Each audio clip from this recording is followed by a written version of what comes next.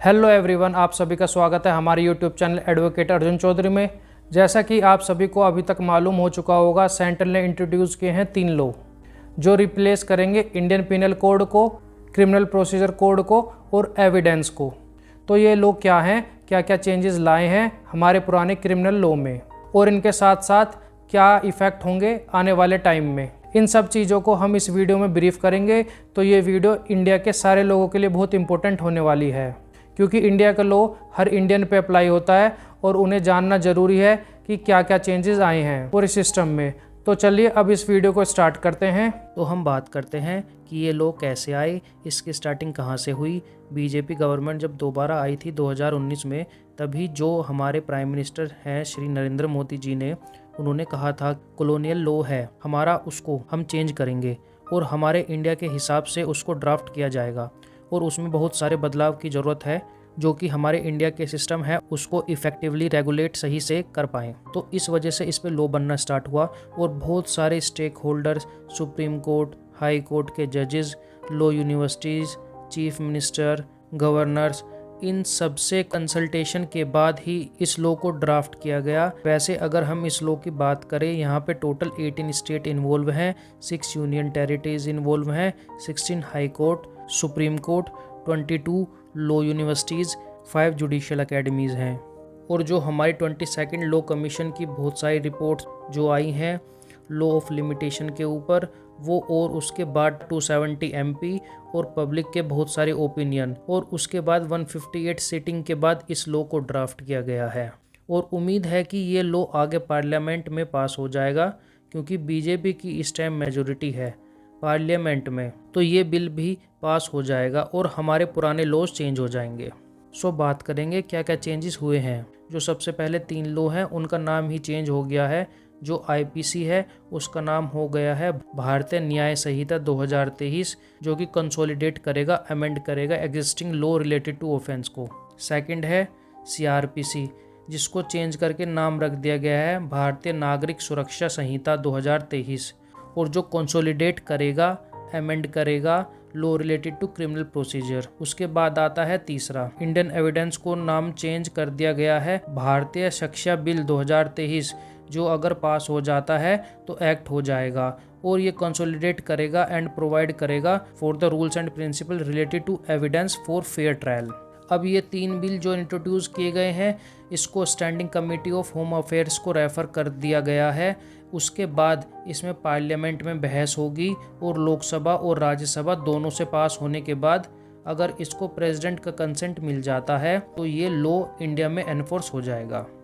अब हम बात करते हैं क्या क्या चेंजेस हुए हैं इन तीनों कानून में। तो सबसे पहले हम बात करते हैं इंडियन पिनल कोड 1860 की, जिसको बदलकर भारतीय न्याय संहिता 2023 किया जाएगा। इससे जो इंडियन पिनल कोड के 22 प्रोविज़न है उसको रिपील किया गया है और 175 प्रोविज़न को चेंज किया गया है।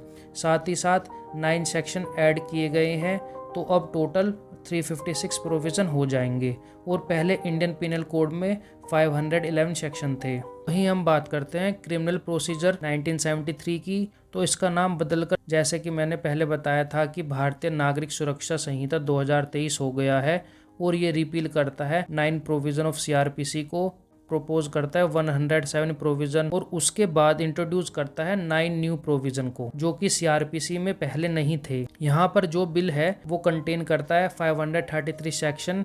प्रीवियसली बात करें तो पहले CRPC में टोटल 484 सेक्शन थे।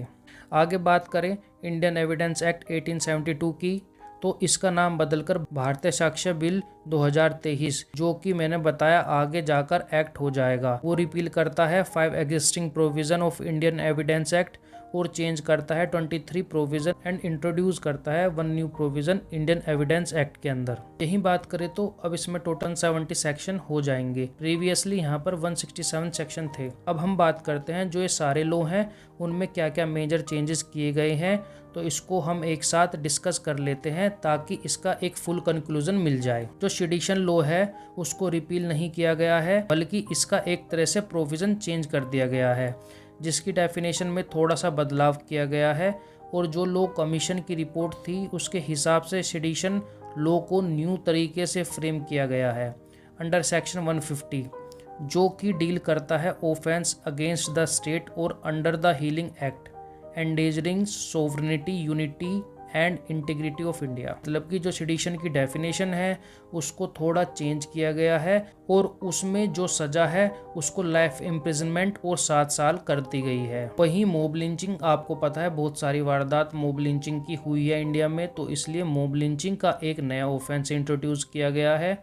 उसमें सज़ा आपकी 7 साल से लेकर लाइफ इम्प्रिजनमेंट और डेथ पेनल्टी तक भी हो सकती है। यहाँ पर जो फ्यूगिटिव ऑफेंडर हैं, जो भगोड़े ऑफेंडर होते थे, उनके लिए एक्स पार्टी ट्रायल और कन्विक्शन का प्रोविज़न ऐड किया गया है। फिर साथ ही साथ ज़ीरो एफआईआर का प्रोविज़न, जैसा कि ज़ीरो एफआईआर लगती थी इसको यूज़ में था, पर इसका अब पर्टिकुलर प्रोविज़न लाया गया है और कहीं भी ऑल ओवर इंडिया में कहीं भी क्राइम हो, आप कहीं भी एफआईआर दर्ज करा सकते हैं। वहीं एफआईआर दर्ज होने पर कंसर्न पुलिस स्टेशन को एफआईआर ट्रांसफ़र करनी होगी 15 डेज़ के अंदर। यहाँ पर एक बहुत बड़ा चेंजेस किया गया है, जिससे जो पब्लिक ऑफिसर्स होते हैं, जो सिविल सर्वेंट हैं, जो पुलिस ऑफिसर हैं, उनके जो इलीगल एक्ट हैं उसको कंट्रोल किया जाएगा। उनके लिए एक डीम्ड सैंक्शन का प्रोविज़न ऐड किया गया है, इसमें उनके अगेंस्ट 120 डेज़ के अंदर कार्रवाई की जाएगी। आगे बात करें, जितने भी क्रिमिनल प्रोविज़न हैं एफआईआर से जजमेंट तक, उन सारी चीज़ों को डिजिटलाइज्ड करने की बात कही गई है। अब सारी चीज़ों को ऑनलाइन रजिस्टर्ड किया जाएगा।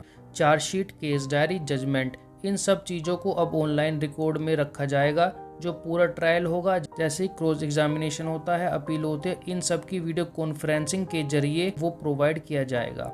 वीडियोग्राफी का प्रोविज़न दिया गया है। जो भी विक्टिम होंगे सेक्सुअल क्राइम के, उनके लिए मैंडेटरी वीडियोग्राफी की गई है।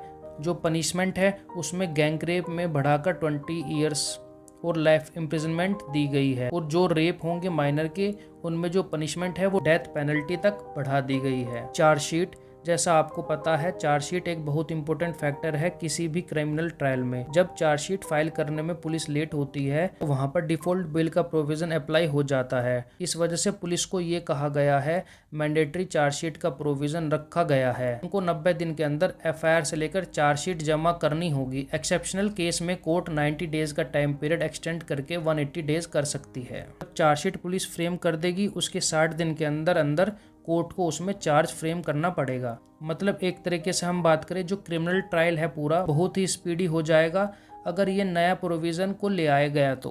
वहीं आगे की बात करें तो जजमेंट जो है आपको 30 दिन के अंदर दे दिया जाएगा। जिस दिन हियरिंग कंक्लूड हुई उस दिन से जज अपना जजमेंट 30 दिन के अंदर डिलीवर्ड कर देंगे और उस जजमेंट की ऑनलाइन कॉपी 7 दिन के अंदर अवेलेबल हो जाएगी। जो भी सर्च एंड सीजर होगा उसकी वीडियोग्राफी मैंडेटरी कर दी गई है इस लॉ के अंदर। फोरेंसिक टीम को मैंडेटरी कर दिया गया है अगर कोई ऐसा क्राइम हुआ है जिसमें सज़ा जो है 7 साल या उससे ज़्यादा की होती है। उसके बाद अगर कोई ऐसा केस है जिसमें 7 साल से ज़्यादा की पनिशमेंट है, उसको विड्रॉ नहीं किया जाएगा अनटिल एंड अनलेस विक्टिम को सुनने की अपॉर्चुनिटी दिए गए बगैर। जो स्कोप ऑफ समरी ट्रायल है उसको 2 साल से बढ़ाकर 3 साल कर दिया गया है। मतलब कि पहले जो केसेस होते थे 2 साल के, उसको समरी ट्रायल में लिया जाता था। अब जो है केसेस जिसमें सज़ा 3 साल की होगी उसको समरी ट्रायल के अंदर इंक्लूड कर दिया गया है। इससे जो सेशन कोर्ट के मामले होते थे वो 40% कम हो जाएंगे। आगे हम वही बात करें, सेपरेट और हर्ष पनिशमेंट होती है ऑर्गेनाइज्ड क्राइम की। इसकी definition under section 109 of the new law दिया गया है। मतलब ऑर्गेनाइज्ड क्राइम वो होता है जिसमें बहुत सारे लोग इंट्रोड्यूस होकर चोरी डकैती तक के क्राइम करते हैं। सेपरेट प्रोविज़न की बात की गई है, जैसे कि जॉब के लालच देकर और मैरिज का लालच देकर बहुत सारे रेप के ऑफेंसेस आए हैं इंडिया में, तो इसको कंट्रोल करने के लिए इस प्रोविज़न को लाया गया है। स्नैचिंग के मामले बहुत बढ़ रहे हैं, तो इसको कंट्रोल करने के लिए स्नैचिंग का नया ऑफेंस ऐड किया गया है अंडर सेक्शन 302। जैसे कि मालूम होगा आपको, इंडियन पेनल कोड में पहले 302 पनिशमेंट ऑफ मर्डर था, यहाँ पर अब ये हटके स्नैचिंग आ गया है। पनिशमेंट अगेंस्ट चिल्ड्रन में जो पनिशमेंट है वो 7 ईयर्स से बढ़ाकर 10 ईयर्स कर दी गई है, और जो पनिशमेंट को कम करने की बात होती थी पर कैटेगरी बना दी गई है। अगर किसी को डेथ पेनल्टी मिलती है तो उसकी सज़ा को कम्यूट करके लाइफ इम्प्रिजनमेंट तक कर सकते हैं। किसी को सज़ा लाइफ इम्प्रिजनमेंट है, किसी की सज़ा लाइफ इम्प्रिजनमेंट है तो उसकी कम करके 7 साल कर सकते हैं। अगर किसी की 7 साल है तो उसको कम्यूट करके 3 साल कर सकते हैं, उससे कम नहीं कर सकते। आगे बात करें कि कोई भी ऐसी व्हीकल जो क्राइम में इन्वॉल्व है उसको सीज करते समय की वीडियोग्राफी होगी, उसकी सर्टिफाइड कॉपी कोर्ट में सबमिट करनी होगी ताकि उस व्हीकल को डिस्पोज ऑफ अच्छे से किया जा सके ड्यूरिंग पेंडेंसी ऑफ ट्रायल। और यहाँ पर एक और ऑफेंस ऐड किया गया है जो कि ऑफेंस ऑफ टेररिस्ट एक्ट का प्रोविज़न 111 बात करता है। इस वीडियो में जो नए लॉ हैं और उनमें क्या क्या बदलाव आए हैं, आपका पूरा कॉन्सेप्ट इस वीडियो से क्लियर हो गया होगा। सबसे इम्पोर्टेंट बात मैं आपको बता दूं कि जो पुराने अमेंडमेंट हैं आपको याद करने की ज़रूरत नहीं है। आपको एक सीरीज़ से जो पूरा प्रोविज़न है वो याद करना है। जो पुराने अमेंडमेंट है वो कोई भी याद नहीं करना है। जो अमेंडमेंट इतने सारे होते थे वो अमेंडमेंट याद करने की कोई ज़रूरत नहीं पड़ेगी।